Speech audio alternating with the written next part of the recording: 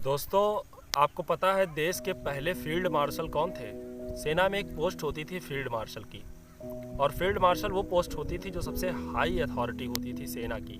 Field marshal कभी retire नहीं होते थे और जब तक वो जीते थे सेना के हाई कमांड होते थे। तो देश के पहले फील्ड मार्शल थे के.एम. करियप्पा।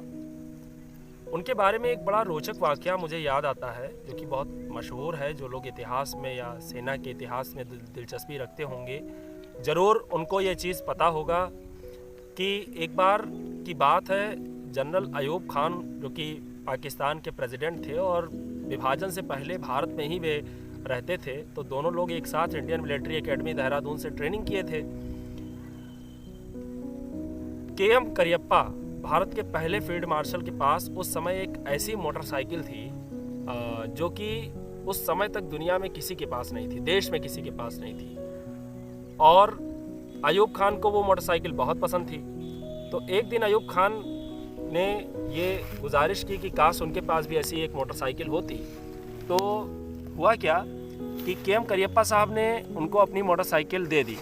देखिए, ये दोस्ती की मिसाल थी अयूब खान और के.एम. करियप्पा जी की।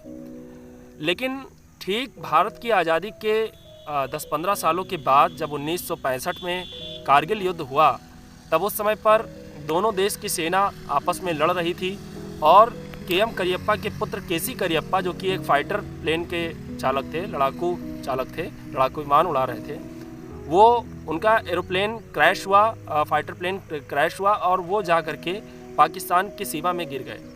तब ये बात हुई कि क्यों ना के.सी. करियप्पा से काफ़ी टॉर्चर करके उनसे पूछा गया कि तुम किसके लड़के हो, क्या है क्या नहीं। तो बाद में ये चीज़ पता चला, अयूब खान उस समय पाकिस्तान के प्रेसिडेंट थे, वही अयूब खान जिनको उन्होंने अपनी मोटरसाइकिल गिफ्ट कर दी थी। तो उन्होंने कहा कि तुम के.एम. करियप्पा के लड़के हो। तो के.एम. करियप्पा पहले फील्ड मार्शल जी से ये उन्होंने कहा कि आप चाहें तो मैं आपके लड़के को लौटा सकता हूँ।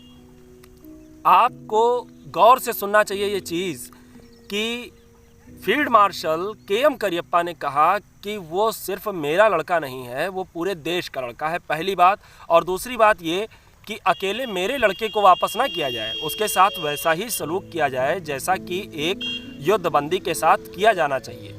इस प्रकार जब बाद में बहुत सारे प्रिजनर्स ऑफ वॉर को छोड़ा गया, तब के.सी. करियप्पा को छोड़ा गया। और इस तरीके से एक सेना नायक ने किस तरह अपने देश का मान और सम्मान दोनों को बचाते हुए अपने लड़के के प्रति पक्ष न लेते हुए, निष्पक्षता का भाव रखते हुए, सभी सैनिकों को अपना मानते हुए एक बेहतरीन निर्णय लिया। तो मैंने सोचा कि ये छोटी सी जानकारी आपको दूं। अगर आपको अच्छा लगा हो तो आप चैनल को लाइक कर सकते हैं, सब्सक्राइब कर सकते हैं, शेयर कर सकते हैं और लोगों के साथ भी शेयर कीजिए। जय हिंद, जय भारत।